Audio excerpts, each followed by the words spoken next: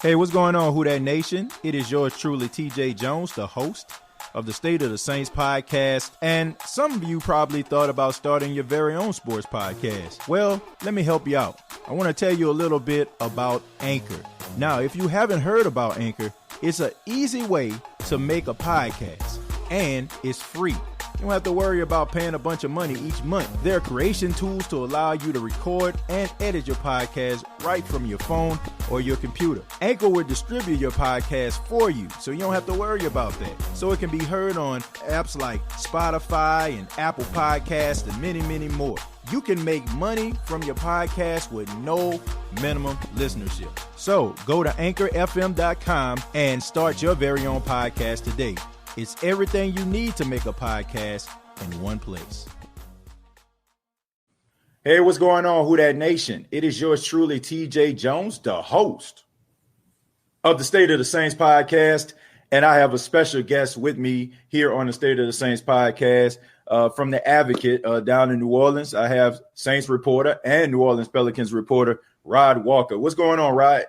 What's up, man? Thanks for having me on. I'm looking forward to chatting with you today. I appreciate it, man. Thank you for your time. I know you've been busy, man, covering training camp for the New Orleans Saints, getting those questions and those storylines out there that we all love to read about. But we're going to go ahead and start and talk a little bit about training camp. The Saints had training camp earlier today. They decided to practice outside. Sean Payton, even though we know there's some a storm, Hurricane Laura out there right now, he still decides to go out there and practice.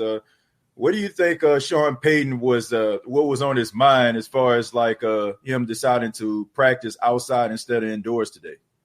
Just talking to him, he said that, the plan today was to go outside regardless anyway. And, and that win, it sort of helps you prepare for some games, some road games, you're going to have this season. This team go to Chicago this season. Right. They go to Denver. They go to Philadelphia. That's 3 outdoor road games this team will have. So I think anytime you get a chance to practice under those conditions, it can only help because you can't just make wind on your own. So right. He's taking advantage of that situation, I believe. Yeah, I think we all know by now that Sean Payton is one of those situational coaches. He dots every I and cross every T. He's always looking and trying to find ways and different scenarios and being prepared for it as a team.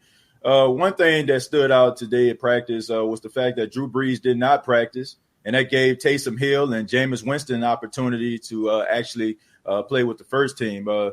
According to Sean Payton, the offense didn't really look that good today. So what has been the development so far, and what has been the story behind Jameis Winston and Taysom Hill in training camp so far?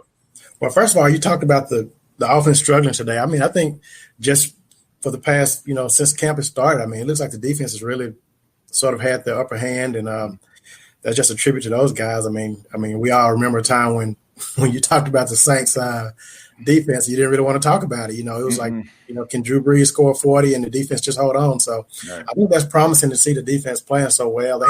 They had 4 interceptions today. Keith right. Washington, who's he's an undrafted guy out of West Virginia who he had 2 picks today. PJ had a pick. P-Rob had a pick. So I think it says a lot about the defense. And again, Drew wasn't there. So, that obviously makes a difference. And, you look at Jameis, he's a guy that he didn't get to come through OTAs and do some of that stuff. He's still learning and he's still, just trying to get familiar with his offense. And then when you look at Taysom, he's been in this offense. He took some days off, I guess one day off, last week when he had a kid. So, this is, they're still having some growing pains. And I think some of this is just attributed to the fact that there were no OTAs and this team is sort of behind where you'd normally be at this stage of training camp. Yeah. Well, Rod, let me ask you this. We in the Who Dat Nation, when things seem to be going bad or you hear about these storylines, people start to get worried. So my question is to you is, should we be concerned about the offense being that the majority of training camp so far, the defense has been getting upper hand on them? I don't think so. I think that's the fact that you're going against one of the better defenses in the league when you go up against the Saints defense. they have a lot of pieces on this defense, especially with, you look at Sheldon Rankins coming back, and we've had a lot of good reviews on how healthy he is now. And then you add Malcolm Jenkins to it, and obviously we've talked a lot about the two corners in Marshawn and Jack Rabbit. So this defense is really solid. So I don't think you should be worried. And I actually think this offense is going to be better this year. Right. Once they play against another team. I think Alvin coming back healthy is going to really help his offense. And obviously we've talked about Emmanuel Sanders all offseason. That's what his addition means to this team. So I don't think there should be any concerns about this offense at all. If there is a concern, it will probably be on the offensive line, just with, we bring in a rookie. But traditionally the Saints, those guys have, come in right away. You look at how well Eric McCoy played last year. Right. I think this team will be fine on the offensive line as well. So I wouldn't be concerned right now at all. Yeah. I remember when we didn't have these type of problems, So I remember at a time when a defense couldn't stop a nosebleed. I think the fact that they have been getting the upper hand, I think that it shows like the steps that the defense is trying to take. I think they're trying to change the narrative, right? For years, they have been a close but no cigars type defense. They played pretty good for about 48 minutes, the last 2 minutes, 58 minutes. And then the last 2 minutes, they just fold like a cheap tent. And I feel like with Malcolm Jenkins, like you mentioned, Jack Rabbit, I think those guys have put this secondary in a position where they can be one of the top secondaries in the league. And if you combine that with Demario Davis, who's an all-pro, Cam Jordan, we know what he can do. And hopefully, a healthy Sheldon Rankins and a very trending Marcus Davenport, I think you got a recipe for a top 10 defense. You mentioned the offensive line. You got two young guys. You have Eric McCoy. You have Cesar Ruiz. These guys have been rotating between center and guard. I think Cesar Ruiz has been taking some snaps at center for the last couple of practices. What have you seen or what have you heard out of Cesar Ruiz and Eric McCoy, and how do you think the Saints are going to handle those positions going into week 1 against Tampa? I would say it's too early to say, but talking to both of those guys, they both seem really, really comfortable with whatever position they play. And, if I had to make a guess right now, I'd probably say Eric McCoy would start at center just because he played it last year. And again, Ruiz is a little bit behind just because of, how crazy this offseason's been with this COVID-19. But I just think because of that, I think his chemistry with Drew is probably a little bit better. And, they haven't had a lot of time to work. And so just based on that, I would probably think, he'd get to start there. And obviously you got the issue on the other side with Andrews Pete, being out. And so Nick Easton's kind of filling in for him. But this is an offensive line that they've done a pretty good job of plugging in these holes in the past couple of years. Every year, as somebody goes down. Ron has yet to play 16 games. Pete hadn't played 16 games in his career. So they've had injuries. They've dealt with them. They've been able to overcome them. So, I don't think that's a big concern. But again, there's not as much practice time, and these guys aren't getting any game reps without the 4 preseason games. So I think that will be, that could factor into, how well those guys up front play. They may not gel as quickly as they, did a season ago.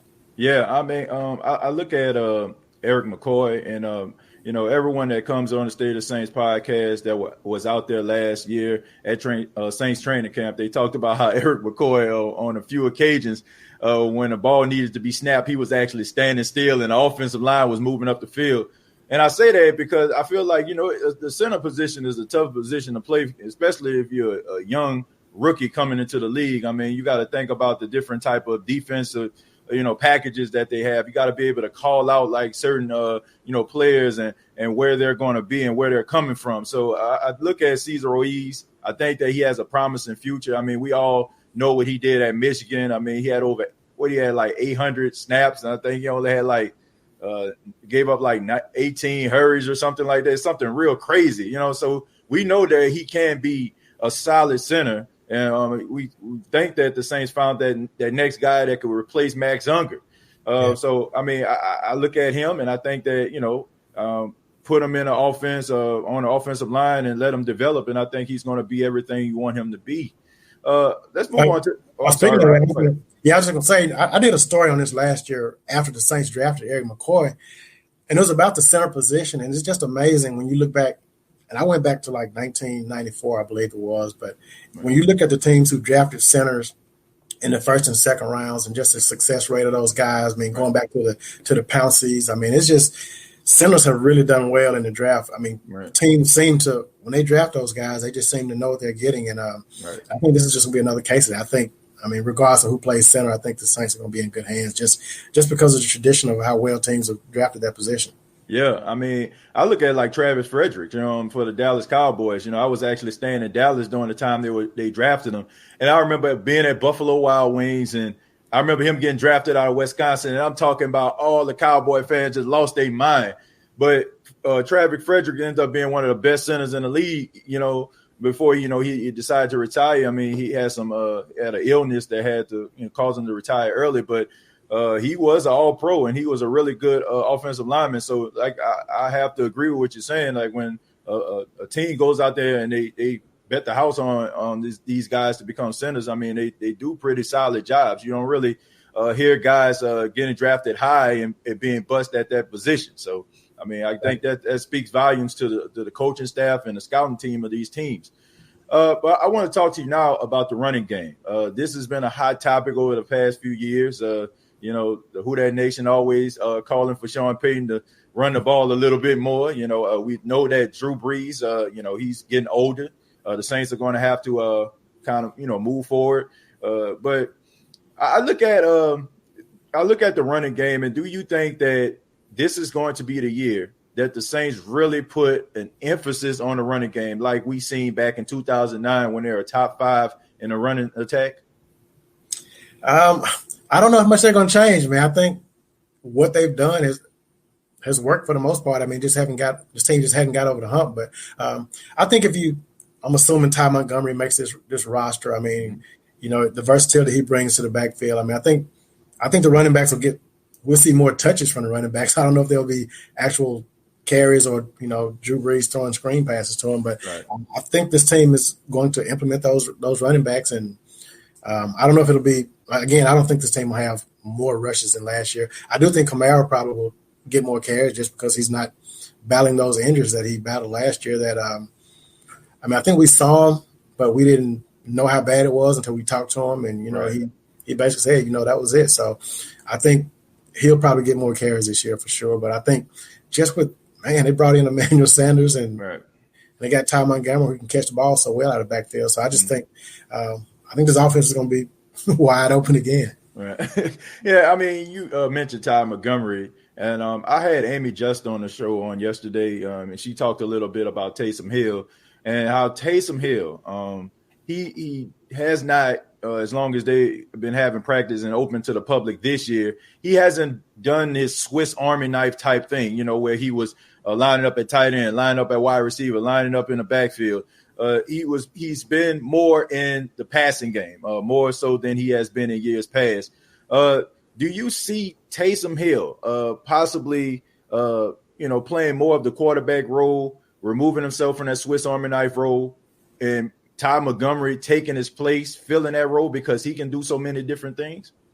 I can definitely see that happening. And, if this was a regular offseason and Jameis had come in and gone through the entire offseason like people normally do, and if Drew Brees got hurt in week 2, I probably would say Jameis would be the week 2 guy. But I don't know if he knows the offense well enough right now. So I think because of that, I think you have to I think Taysom's probably – the guy right now. And so you got to give him as many reps as you can. And you can't afford to do all that. And you can't take the risk of him getting injured on, trying to block a punt or something. Right. Again, they drafted Tommy Stevens to, maybe perhaps be that next Taysom Hill. And they brought in Ty Montgomery. So they have some other guys who can probably be those dual threat type guys. So, I think Taysom will have to just spend more time quarterbacking now just because of the situation of the offseason and, and Jameis kind of getting a late start. Right. Yeah, I mean, like Amy said, when the media has been out there, he's been mostly playing quarterback. He said he hasn't done anything that we're used to him doing. And I do think that has a lot to do with Ty Montgomery. I think that I've been watching Ty Montgomery, since he was in Green Bay, and we know that he was a running back, even though he wore 88, and he did a good job out there. And this is a guy who for the last couple of years, I mean, going to the Ravens and going to the Jets, I feel like, people kind of forgot about him. And it seems like since he's been signed by New Orleans Saints, it's like a rebirth of him. I think that he can do some of the things that Taysom Hill does. And I think he's one of those guys that's really smart. It seems like every time you all are writing about, different Saints players, his name comes up. I think the last 2 days, I think Alvin Kamara was out, with the stomach bug. So they actually gave him more opportunities to, showcase himself. So I'm looking forward to seeing what Ty Montgomery can do. I think the Saints are really going to try to find a way to keep him, and probably be that Swiss Army knife that that Taysom Hill once was. You think about your guy go back to Darren Sproles. I guess the comparison everybody makes. Sean Payton likes those kind of guys. So right. I definitely think there's a spot for him on this roster. And again, you look at that running back room with him, Latavius Murray, and Dwayne Washington's a guy who's really done well on special teams. I think all 4 of those backs will be on this roster come September 5th when it's time to cut it down to 53.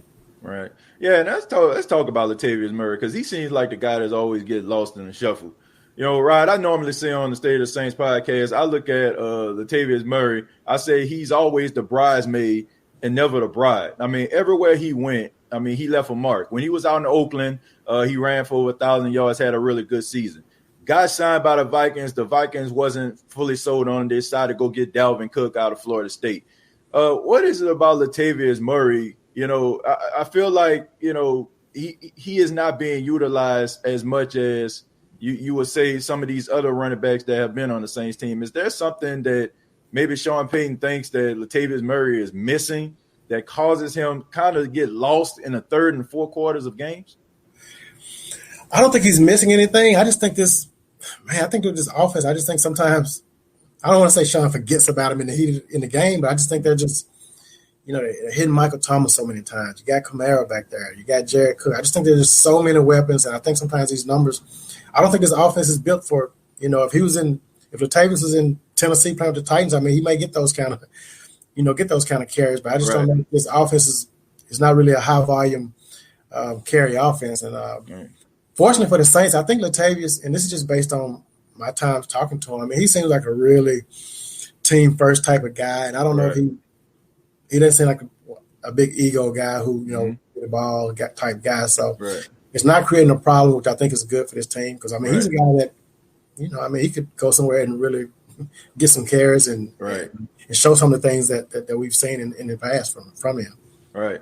I know a lot of people who chime in here on the State of the Saints podcast. They say, Latavius Murray, they feel like, he was a waste of time. And they try to compare him to Mark Ingram and stuff like that. And, I guess they just feel like he's missing something. I don't know. Like, I always give him a fair shake, because I just feel like late in games, the Saints don't really use him. And it's hard for anybody to say if Latavius Murray don't have it or not. Well, I do feel this way.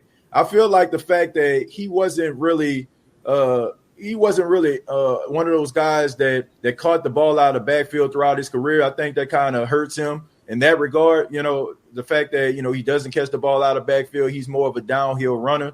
And you talked about how Sean Payton liked those guys that can catch out of the backfield as well as run between the tackles. I think that may be one of the reasons why he probably doesn't get utilized late in games, especially when those shootouts take place. He kind of falls to the back of the line.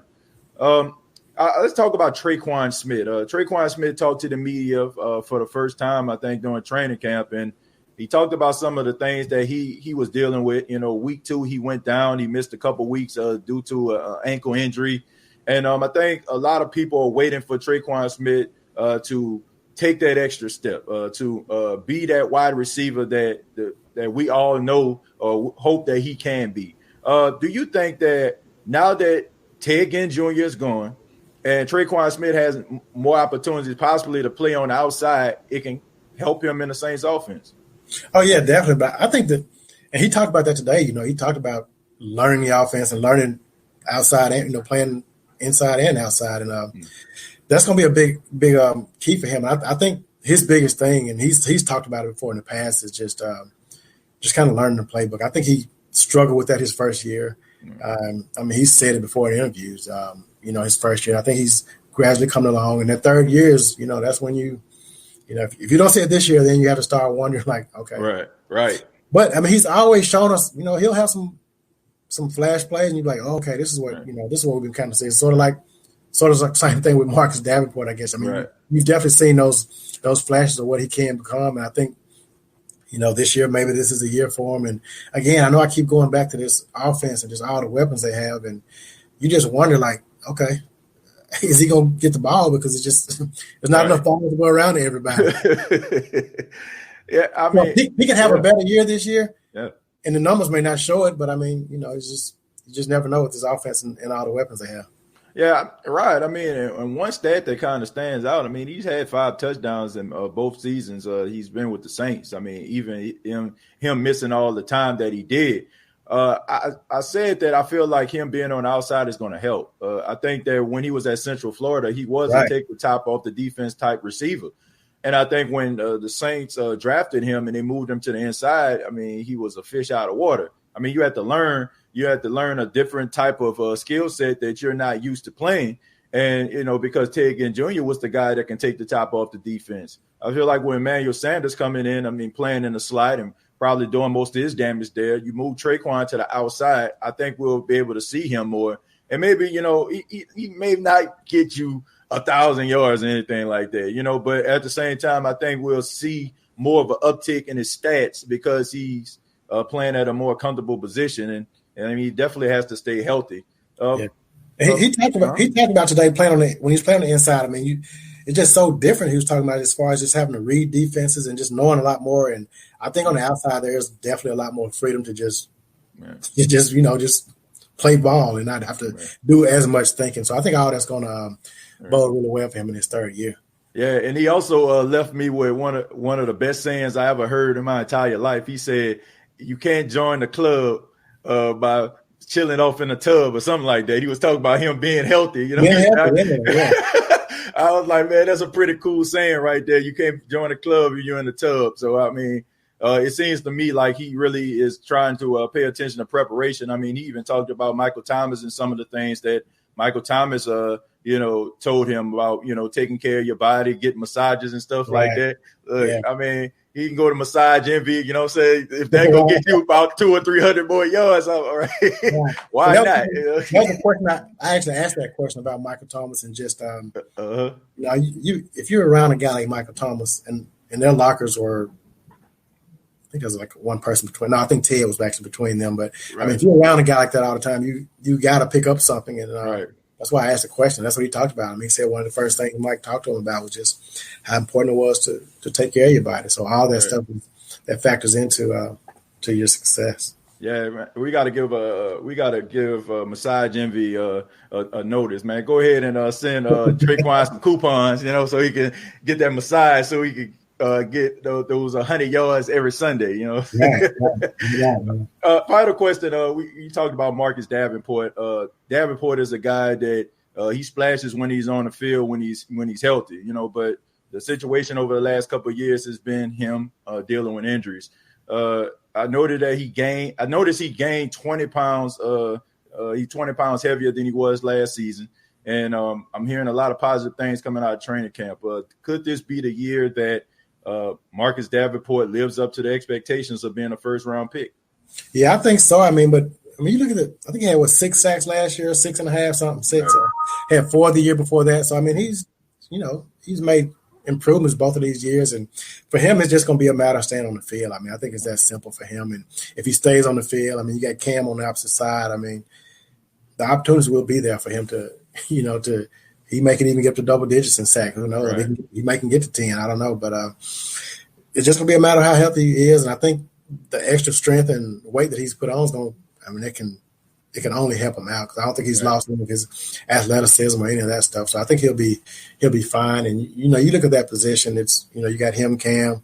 I think Trey Hendrickson's, he's solid. I think Carl Anderson is a guy who could have a great season as well. I mean, he's also picked up some weight, and that's been one of the things that's really stood out to me about this training camp is how these guys have changed their bodies. I mean, you talk about him, you talk about even Andrews Pete. I mean, he's lost weight. He went in the other direction as far as I mean, he just slimmed down and looks more, athletic. And so, I mean, I think that says a lot about these guys that they've been willing to put in the work in this offseason to make those changes. Because, I mean, I think with COVID, you couldn't do a lot of football stuff. So It was the one thing that you could work on. And these guys, made that commitment, which I think is commendable for these guys. Yeah, I mean, that goes to show you the type of character these guys have. You don't have to have the coaching staff watching your every move to make sure that you're doing all the right things. I mean, these guys want to get better. They're trying to find ways that they can get better that's within their control. And I'm just looking forward to seeing what Davenport can do, and also Sheldon Rankins and the rest of the defensive line, because I mean, that 5-week stretch that when Teddy Bridgewater was in the game, that was really impressive. That was a defense that we have been waiting for years. And I feel like if they can replicate what they put on the field for those 5 weeks, and they put that into I say 19 game season, because right, we'll go to Super Bowl. So right. If they can replicate that, for 19 weeks, I think that we're going to be hoisting the Lombardi Trophy at the end of the season. But Rod, thank you so much for your time. Thank you for being a part of the State of the Saints podcast. And for those that are viewing and listening to this podcast, how can they get in touch with you? On Twitter, I'm at just Rod Walker Nola, and I'm tweeting about Saints and Pelicans. And it's such a crazy time now. And I know this is a Saints podcast, but you just so much going on in the world. We got you got your thoughts and prayers to the people over in Lake Charles and in the Texas area, the storm coming in. We got all the social justice going on. 166 days since Breonna Taylor's was killed. So, I mean, just so much going on. And, and I sort of tweet about all of it. So if you're a stick to sports kind of guy, you may not want to follow me. But, but yeah. But thanks for having me on, man. I really appreciate it. Yeah, I mean, I 100% agree with you. There's some things that's going on in this world. And I think that you would have to be foolish not to, say anything about it. Where you say silence is complicit. Man, you can't be out here, not saying anything about it. I mean, if you can say something that can, change the way the person think, using your platform in order to try to, bring light to some of these issues, why not? I mean, like you said, this is a sports podcast, but at the same time, we talk about these type of situations. I mean, when the situation happened with Drew Brees, we addressed that. We talk about some of these things that are going on in this world, because it's very important for people to understand, that there are problems in this world that we have to address. And, you can't hide under a rock. You can't act like those problems didn't happen, and you cannot just wish them away. You got to put some foot to your feet, and also, man, make some things happen, man. Not just listen to it, but actually do something about it. So these are some uncomfortable conversations for a lot of people. So you got to be willing to have them. And if not, we're going to be, nothing's going to change. So, I mean, I think that's very important for just people to understand that.